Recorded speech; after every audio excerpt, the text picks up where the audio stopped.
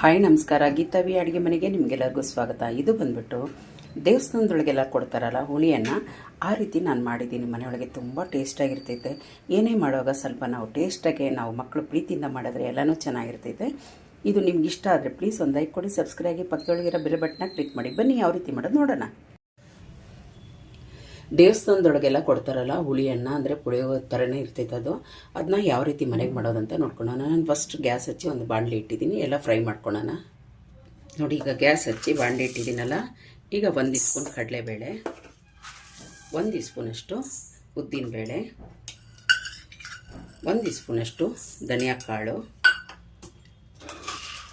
ಅರ್ಧ ಸ್ಪೂನಷ್ಟು ಕಾಳುಮೆಣಸು, 1/4 ಸ್ಪೂನಷ್ಟು ಮೆಂತ್ಯ, ಇಷ್ಟು ಹಾಕ್ಕೊಬೇಕಾಗ್ತೈತೆ.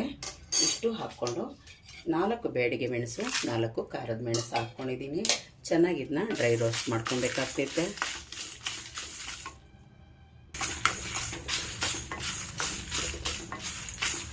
ಚೆನ್ನಾಗಿ ಇದ್ರದ್ದು ಹಸಿ ವಾಸನೆ ಹೋಗಬೇಕು, ಮತ್ತು ಚೆನ್ನಾಗಿ ಅದು ಒಂದು ಕಲರ್ ಬರೋವಾಗ ಗಮ್ ಅಂತ ಸ್ಮೆಲ್ ಬರ್ತೈತೆ. ಆವಾಗ ತಿಳ್ಕೊಬೇಕು ಆಗಿದೆ ಅಂತ ಹೇಳಿ. ನೋಡಿ, ಆಗಿದೆ, ಕಲರ್ ಚೇಂಜ್ ಆಗಿದೆ, ಗೊತ್ತಾಗ್ತಿದೆಯಲ್ಲ. ಸಾಕಿಷ್ಟ ಆದರೆ ಗ್ಯಾಸ್ ಆಫ್ ಮಾಡಿ ತಣ್ಣಗಾಗ್ಲಿಕ್ಕೆ ಬಿಡೋಣ. ನೋಡಿ, ಮಿಕ್ಸಿ ಜಾರ್ ತಗೊಂಡು ಅದಕ್ಕೆ ಹಾಕ್ಕೊಂಡು ಮತ್ತೆ ಸ್ವಲ್ಪ ಹಿಂಗೆ ಹಾಕ್ಕೊಳ್ಳೋಣ ಇದ್ರ ಜೊತೆಗೆ. ಸಾಕು.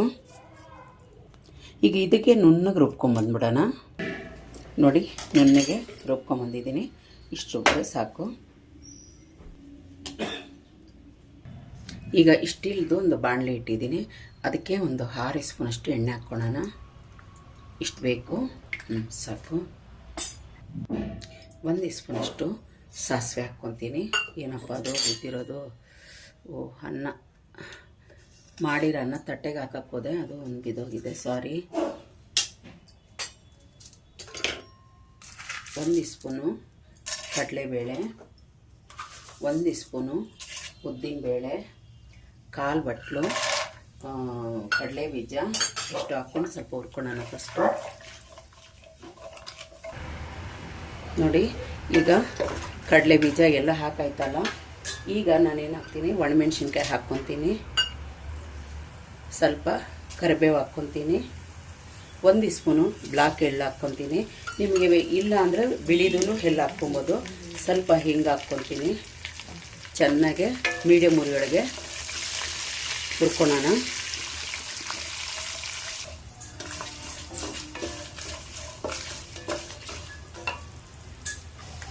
ನೋಡಿ, ಚೆನ್ನಾಗಿ ಫ್ರೈ ಆಗಿದೆ.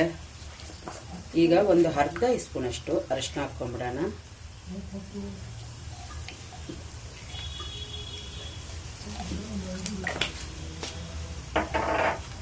ಚೆನ್ನಾಗಿ ಫ್ರೈ ಮಾಡ್ಕೊತೀನಿ.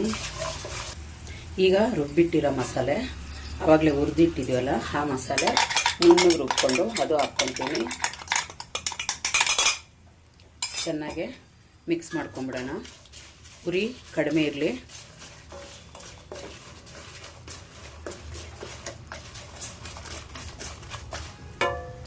ಈಗ ನಾನು ಒಂದು ನಿಂಬೆ ಸೈಜ್ ಒಳಗೆ ಹುಣಸೆಹಣ್ಣು ಮಿಕ್ಸ್ ಮಾಡಿ ಇಟ್ಟಿದ್ದೆ, ಅದು ಹಾಕ್ಕೊತೀನಿ. ಈಗ ರುಚಿಗೆ ಸ್ವಲ್ಪ ಹುಳಿ ಬ್ಯಾಲೆನ್ಸ್ ಮಾಡಲಿಕ್ಕೆ ನಾವು ಬೆಲ್ಲ ಹಾಕ್ಕೊತೀವಿ.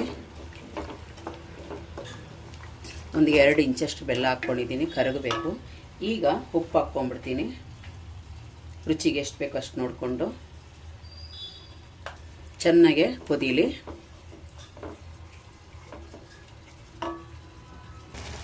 ಎಣ್ಣೆ ಎಲ್ಲ ಬಿಟ್ಕೊಳೋ ಗಂಟ ಸ್ವಲ್ಪ ಫ್ರೈ ಮಾಡೋಣ. ನೋಡಿ, ಎಣ್ಣೆ ಎಲ್ಲ ಬಿಡ್ತಾ ಇದೆ.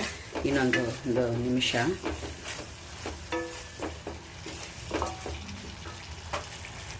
ನೋಡಿ, ಎಣ್ಣೆ ಚೆನ್ನಾಗಿ ಮೇಲೆ ಬಂದಿದೆ. ಸಾಕಿಷ್ಟ ಆದರೆ ನೋಡಿ, ಒಂದು ಸತಿ ಮಿಕ್ಸ್ ಮಾಡಿ ಗ್ಯಾಸ್ ಆಫ್ ಮಾಡ್ತೀನಿ. ಚೆನ್ನಾಗಿ ಎಣ್ಣೆ ಬಿಟ್ಕೊಂಡಿದೆ. ಅನ್ನ ಮಿಕ್ಸ್ ಮಾಡೋಕ್ಕೂ ಚೆನ್ನಾಗಿರ್ತೈತೆ. ಸಾಕು, ಗ್ಯಾಸ್ ಆಫ್ ಮಾಡೋಣ. ಈ ಗೊಜ್ಜನ್ನ ಸ್ವಲ್ಪ ಎತ್ತಿಟ್ಕೊಂಡ್ಬಿಡ್ತೀನಿ, ಯಾಕಂದರೆ ಅನ್ನಕ್ಕಿನ್ನಕ್ಕೆ ಸ್ವಲ್ಪ ಜಾಸ್ತಿ ಆದರೂ ಕಷ್ಟ, ಕಮ್ಮಿ ಆದರೂ ಜಾಸ್ತಿ ಆದರೆ ಓಕೆ, ಬಟ್ ಕಡಿಮೆ ಆದರೆ ಹಾಕ್ಕೊಬೋದು ಅಲ್ವಾ. ಅನ್ನ ಹಾಕ್ಕೊಂಡ್ರೆ ಸಾಕು. ಇಷ್ಟು ತೆಗ್ದಿರ್ತೀನಿ. ಇಷ್ಟರೊಳಗಡೆ ನಾನು ಅನ್ನ ಹಾಕ್ಕೊಂಬಿಡ್ತೀನಿ. ಚೆನ್ನಾಗೆ ಮಿಕ್ಸ್ ಮಾಡೋಣ.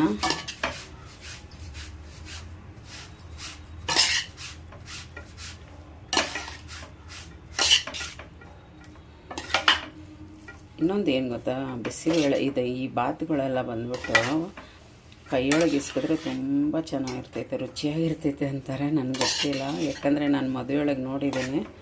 ನಮ್ಮ ಮನೆಯವರು ಕೈಗೆ ಕವರ್ ಹಾಕ್ಕೊಂಡು ಗೊಜ್ಜಿನ, ವಾಂಗಿಬಾತ್ ಗೊಜ್ಜಿನ ಇದನ್ನೆಲ್ಲ ಬಂದ್ಬಿಟ್ಟು ಕೈಯೊಳಗೇ ಚೆನ್ನಾಗಿ ಮ್ಯಾಶ್ ಮಾಡ್ತಾರೆ.